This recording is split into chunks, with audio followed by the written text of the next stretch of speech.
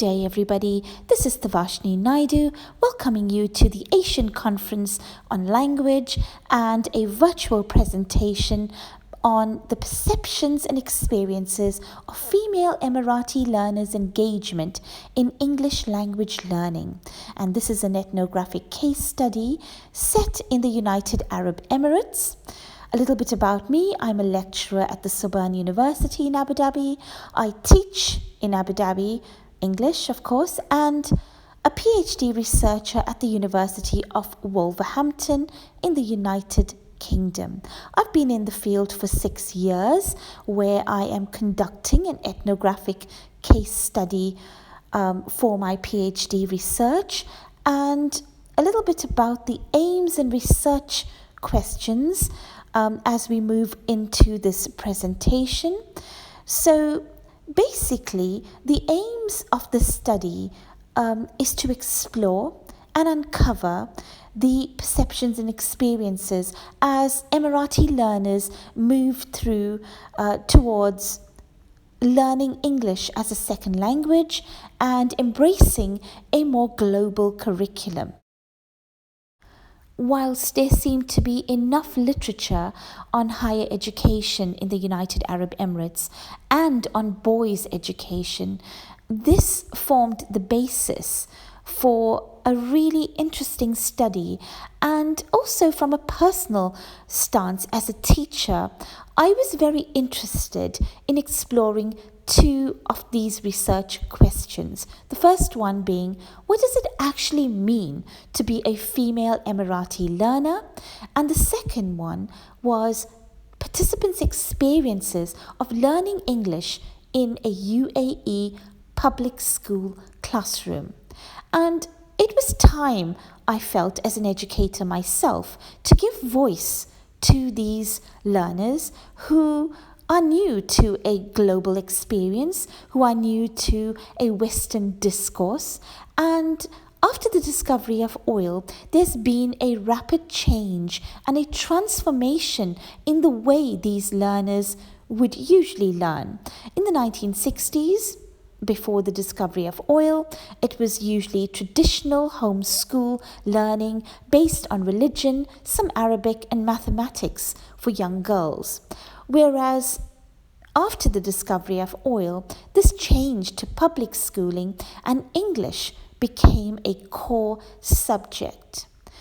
Now, bearing in mind that the country is only 49 years old and following a K-12 curriculum, this study was indeed very, very important in terms of getting to grips with curriculum development and the way in which the curriculum was designed for secondary school learners.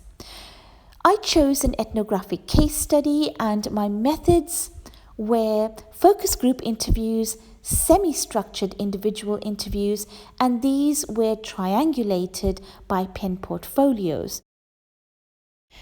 The data collection was also complemented by an extensive amount of field notes and observation that I had piloted in a master's program.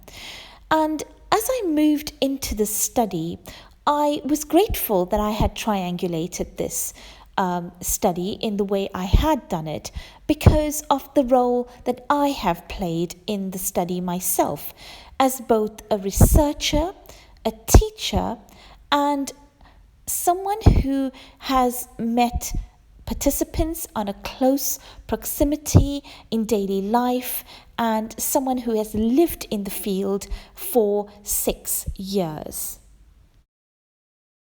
Ethnography is very much a key feature of this type of research that I'm doing, an insider-based research. Whilst it is excellent for field notes and getting to grips with the local culture, sometimes there is a fine line between you and the cultural field or the cultural capital of the field in which you are engaging in, so it does have its intricacies.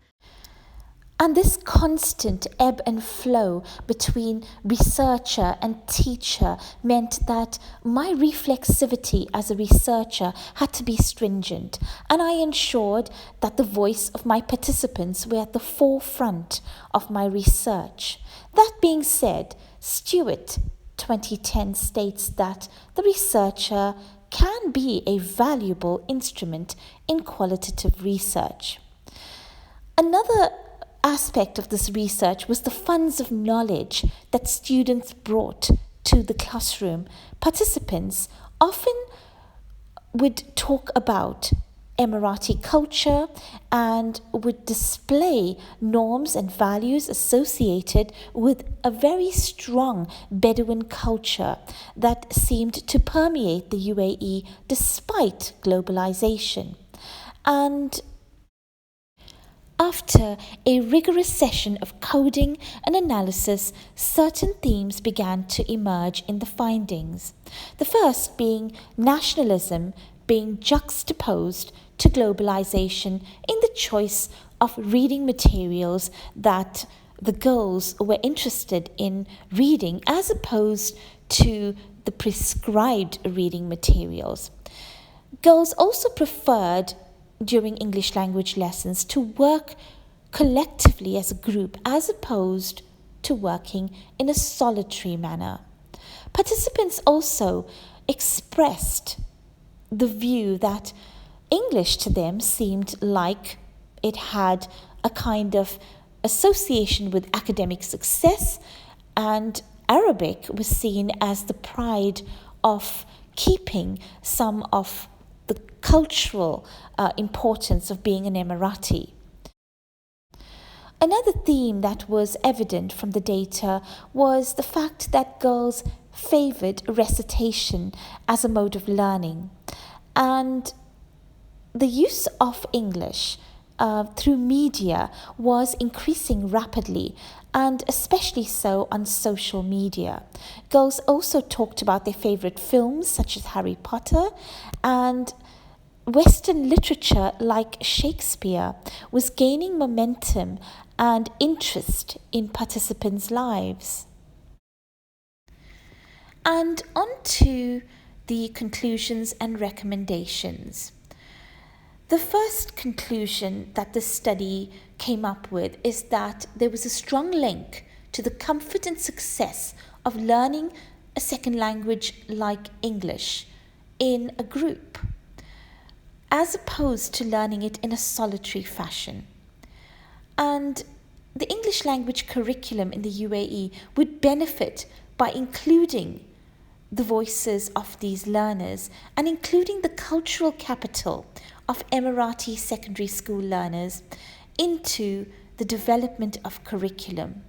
The use of English and Arabic also meant that this generation of Emirati girls born after 2002 were more or less displaying a hybrid culture of strong tradition as well as a strong sense of adopting Western culture into their lives through texts and English media. And the popularity of English literature was gaining momentum in secondary school learners' private reading material. This is juxtaposed by the prescription of the Ministry of Education, where English literature of Western kind was not tolerated and highlighted as being the focus in the curriculum. Grammar and the use of language still tended to dominate.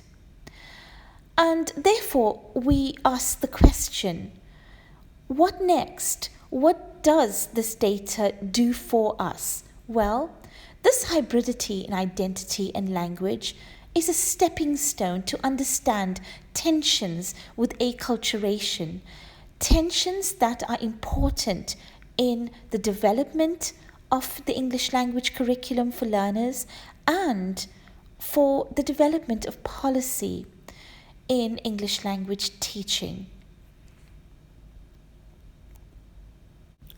And as the UAE forges ahead in a Western adopted curriculum. The most important takeaway from this study has been that the voices of Emirati girls in secondary school education be part of curriculum development.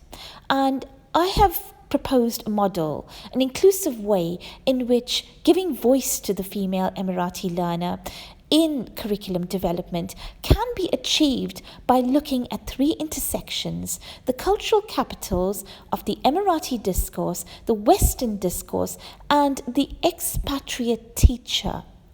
And hopefully, this model can be used as a premise for further research into the voices and stories of Emirati girls in secondary school public education. And finally, I would like to express my heartfelt thanks to the coordinators of the Asian Conference on Language in Tokyo and the Independent Academic Forum for allowing me this wonderful opportunity in discussing my research and presenting virtually. Thank you.